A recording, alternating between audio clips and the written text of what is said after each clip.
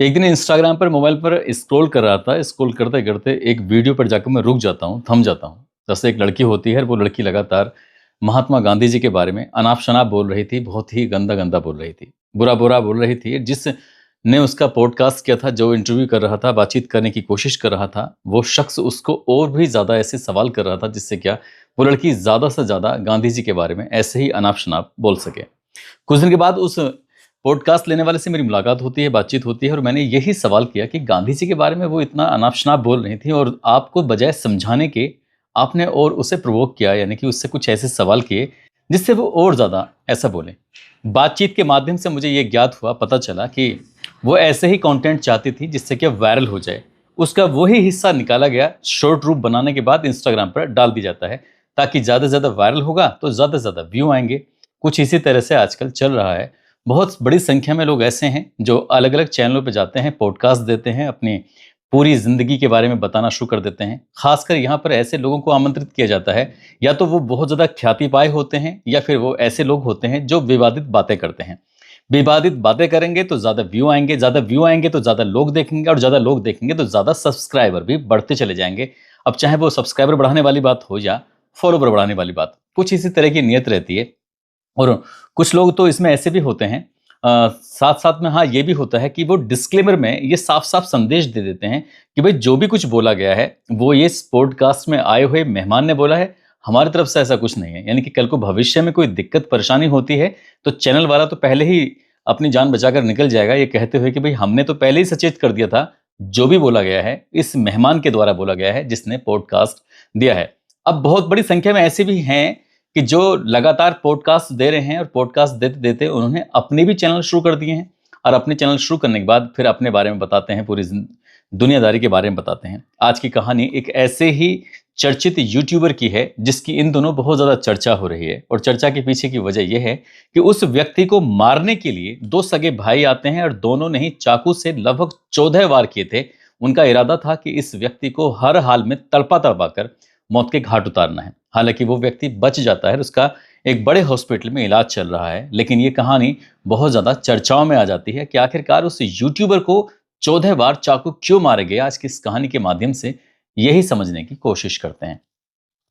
आदाब, नमस्कार, सत श्री अकाल। मैं उस्मान सैफी। उत्तर प्रदेश के ज़िला गाज़ियाबाद का एक थाना लगता है लोनी, और लोनी थाना क्षेत्र में एक इलाका है अशोक विहार, और अशोक विहार से ही लगी हुई एक अली गार्डन कॉलोनी है। 27 फरवरी 2026 की सुबह लगभग 7:30 बजे के आसपास का वक्त हो रहा था। एक व्यक्ति अपने ऑफिस में बैठा हुआ है, और उसी के ऑफिस की तरफ से लगातार चीखने चिल्लाने की आवाज़ आ रही थी। बार-बार एक आवाज़ ज़रूर आ रही थी कि बचाओ, बचाओ, बचाओ। जिस तरह से बचाओ, बचाओ की आवाज़ें आ रही थी, क्योंकि ये जो इलाका है, यहाँ पर मुस्लिम बाहुल्य, यहाँ मुस्लिम ज़्यादा रहते हैं। तो रमज़ान का महीना चल रहा है, लोग सहरी खाने के बाद आराम से सो जाते हैं, कुछ आराम से उठते हैं, कोई 8 बजे तो कोई 9 बजे।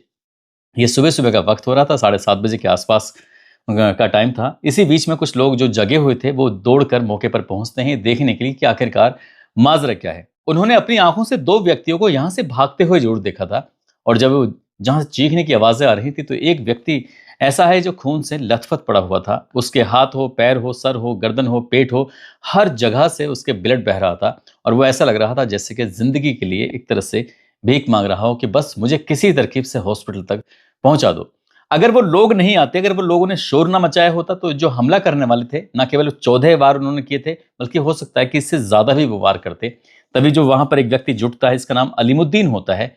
अलीमुद्दीन सीधा 112 नंबर पर पुलिस को कॉल करता है। पुलिस को कॉल करने के बाद बताता है कि साहब, हमारे यहाँ बिल्कुल पास में, पूरा एड्रेस बताते हुए कहता है कि साहब, इस तरह से एक व्यक्ति पर 2 लोगों ने हमला कर दिया है। दोनों बाइक से आए थे, दोनों ने ही कुर्ता पजामा पहना हुआ है, और सर पे हेलमेट लगाया हुआ है। पता नहीं था कौन थे, लेकिन आप साहब जल्दी से आ जाइए। जैसे ही पुलिस मौके पर पहुंचती है, 112 नंबर की टीम पहुंच जाती है, फिर नज़दीकी पुलिस स्टेशन की भी टीम पहुंच जाती है। जब दोनों टीम यहाँ पर पहुंच जाती हैं, यहाँ आने के बाद इस व्यक्ति को, जो गंभीर रूप से घायल है, वाकई वो बहुत ज़्यादा घायल होता है, उसको तत्काल ही एम्बुलेंस के माध्यम से नज़दीकी हॉस्पिटल में लेके जाते हैं, जहाँ से उसको सीएचसी लोनी में लेके जाते हैं, जहाँ से उसकी हालत बहुत ज़्यादा गंभीर देखते हुए डॉक्टर ने कहा कि इसको हम हायर मेडिकल सेंटर, यानी कि जीटीबी में भर्ती कराने भेज रहे हैं। अब यहाँ से जीटीबी लेके जाते हैं, जब वो जीटीबी जाता है तो उसकी हालत में कोई ज़्यादा सुधार था नहीं, लेकिन अब हर कोई ये जानने की जुगत में लग जाता है, खासकर पुलिस वाले, कि आखिरकार वो दो लोग कौन थे और जिस पर हमला किया गया है ये व्यक्ति कौन है। तो जिस पर हमला किया जाता है उस व्यक्ति का नाम होता है सलीम अहमद, जिसका उम्र लगभग 50 साल के आसपास होती है, जो फिलहाल अपना यूट्यूबर हैं और उनका एक चैनल बना हुआ है जिसका नाम है सलीम वास्तविक। ये अपने नाम के पहले एक्स मुस्लिम भी लिखते हैं और अक्सर ये टीवी पर डिबेट करना या फिर पॉडकास्ट में शामिल होना या फिर वीडियो बनाना या फिर कहीं भी इस तरह की जहाँ पर मंच होता है, मंच पर अपनी बातें करना, बहुत बड़ी पब्लिक में अपनी बात पहुंचाना, कुछ इस तरह का इनका काम होता है। इस तरह की वीडियो बनाते हैं और जो ये वीडियो बनाते हैं उस वीडियो में इनका जो मुख्य टॉपिक होते हैं वो होता है जैसे हलाला होता है, साथ ही 3 तलाक की बातें करते हैं, लड़कियों की आज़ादी की बात करते हैं और वक्त के साथ जैसे इस्लाम बहुत साल पहले आया था लेकिन उसने वक्त के साथ कुछ बदलाव नहीं किया है, तो कुछ इस तरह की बदलाव करने वाली बातें भी करते हैं। लेकिन जब जब ये पॉडकास्ट में जाते हैं, जब जब ये अपने डिबेट में जाते हैं और जब जब ये मंचों पर खड़े होकर बातचीत करते हैं तो लोग अक्सर इनके मुंह से बस 2-3 बातें जरूर सुनना चाहते हैं, वो चाहे हदीस की बातें हों, कुरान की बातें हों या पैगंबर की बातें हों।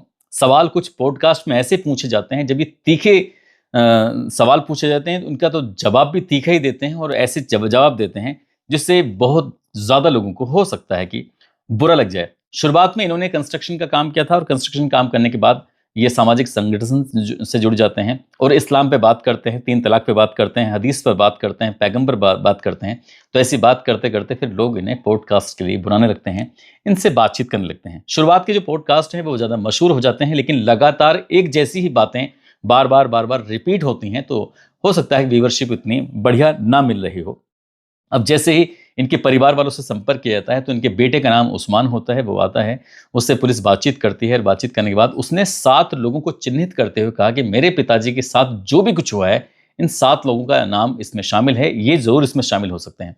अब ये बात थी, उसके बाद फिर ये बात ज़्यादा वायरल होनी शुरू हो जाती है क्योंकि एक व्यक्ति जो बहुत ज़्यादा मशहूर है, चर्चित है, उसके लिए हिंदू संगठन के लोग इकट्ठे होने शुरू हो जाते हैं, हॉस्पिटल के बाहर खड़े होते हैं और हंगामा करना शुरू कर देते हैं। और जैसे हंगामा होता है तो इस हंगामे की गूंज न केवल पुलिस तक पहुंच जाती है बल्कि उत्तर प्रदेश के मुख्यमंत्री योगी आदित्यनाथ तक भी पहुंच जाती है। और मुख्यमंत्री योगी आदित्यनाथ गाजियाबाद के पुलिस अधिकारियों से बातचीत करते हुए कहते हैं कि जो भी दोषी है वो किसी भी कीमत पर बख्शा नहीं जाना चाहिए। बस इतना था। उसके बाद फिर ताबड़तोड़ दबिशें देने शुरू हो जाती हैं और इस तरह से दबिशें दी जाती हैं कि पुलिस इसमें से अब हर एक बाल की भी खाल निकालने की कोशिश में जुट जाते हैं कि जो भी सच है वो सामने आना चाहिए कि आखिरकार इस व्यक्ति पर किसने हमला किया है, क्यों किया है, इसके पीछे की वजह क्या है। पुलिस ने अब जांच पड़ताल करना शुरू किया और जिनके नाम लिखे हुए थे उनसे भी पूछताछ करना शुरू किया और जितने भी आसपास में लगे हुए सीसीटीवी कैमरे थे उनके बारे में देखना शुरू कर दिया कि आखिरकार कहीं से कुछ तो कोई क्लू मिले।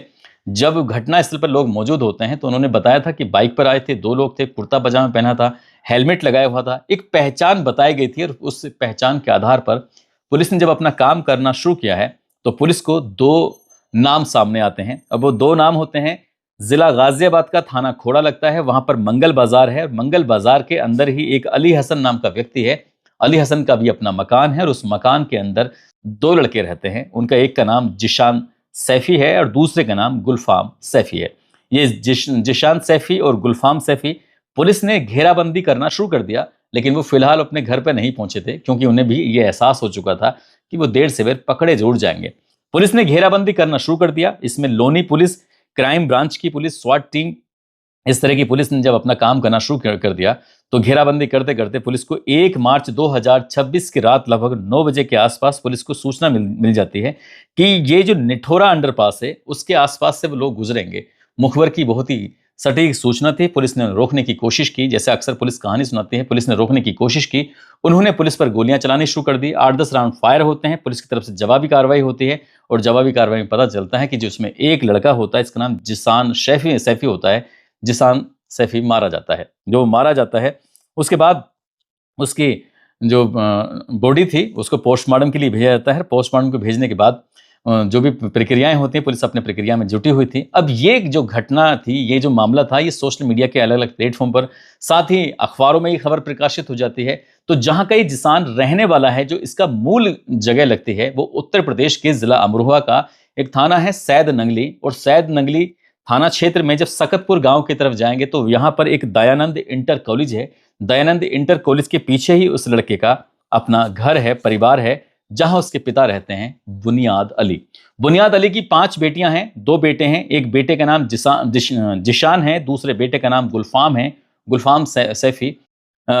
ये जो लगभग 10 साल पहले नोएडा चला जाता है गुलफाम, और इंटीरियर डिजाइनिंग का काम करता है, लकड़ी का काम करता है। तो जो इसका छोटा भाई है जिसका नाम जिशान है, तो जिशान ने 12वीं की परीक्षा पास करने के बाद साल 2022 में ये भी अपने बड़े भाई के पास पहुंच जाता है, और कुछ समय इसने पढ़ाई की थी अपने ही गांव में, उसी इलाके में जहां रहता है। मदरसे में शायद इसने पढ़ाई की थी। अब यहाँ वो जब उसके मरने की सूचना घर वालों को, परिवार वालों को पता चलती है, तो परिवार वालों के तो होश फाख्ता हो जाते हैं, परिवार वाले तो सोचने पर मजबूर हो जाते हैं। इधर पुलिस भी आ जाती है उसकी बॉडी को लेकर, जो नजदीकी पुलिस स्टेशन यानी कि सैद नंगली होता है, वहां से बातचीत करते हैं। और इस लड़के का, जिशान का, जो आपराधिक इतिहास देखा जाता है, खंगाला जाता है, तो पूर्व में कोई अपराध किया ही नहीं था। लेकिन यही अपना आप में बड़ी ताज्जुब वाली बात थी कि ये दोनों भाई मिलने के बाद एक साथ एक व्यक्ति पर 14 बार चाकुओं से वार क्यों कर रहे हैं, इसके पीछे की क्या वजह है।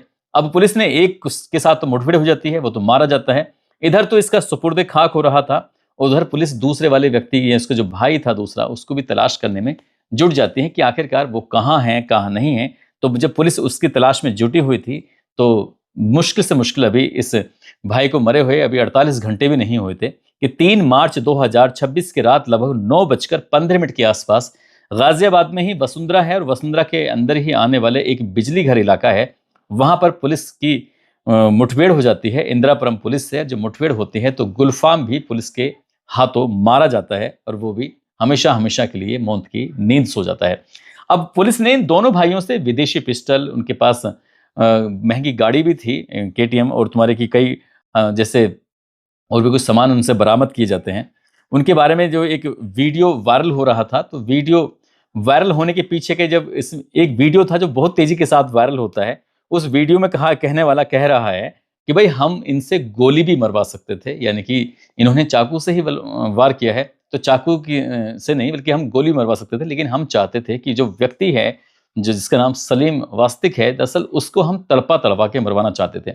अब वो वीडियो कभी कोई राजस्थान का बताता है, तो कोई उत्तर प्रदेश का बताता है, तो कोई कश्मीर का बताता है, लेकिन जब उसके बारे में और भी ज़्यादा खंगालना शुरू किया, उसके बारे में पता करने की कोशिश की, तो पता चलता है कि वो पाकिस्तान का कोई यूट्यूबर है।